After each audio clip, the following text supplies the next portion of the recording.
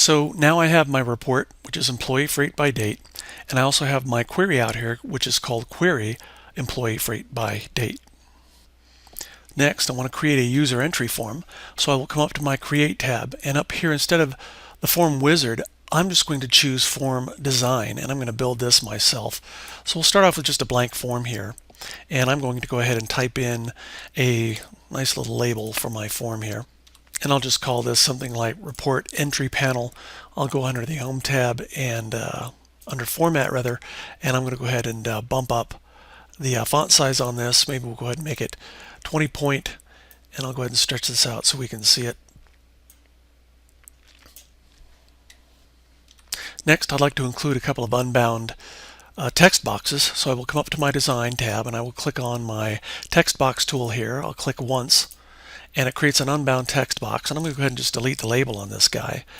And then I'm just going to take this and do a Control Copy Paste. We'll drop these out here, and just going to give these, actually I'll put in some labels here just so we can keep track of what's what. I will go ahead and call this Start Date,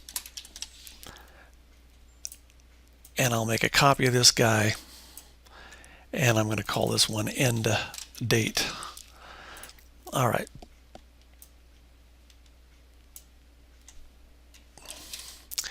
And we'll put this guy over here, and we'll call this one Start.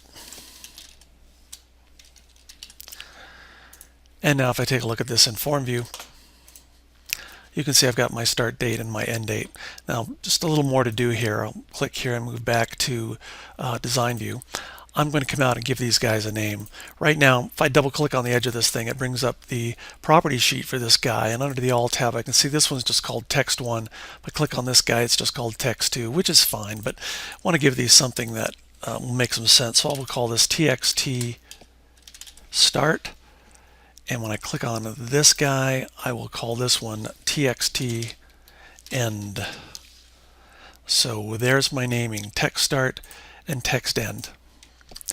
Finish up with a little resizing here. We don't need to have all this real estate, so I'll go ahead and just close down things a little bit.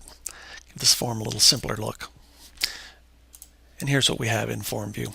Okay, for now we're done with this form. I'll be back here in just a minute.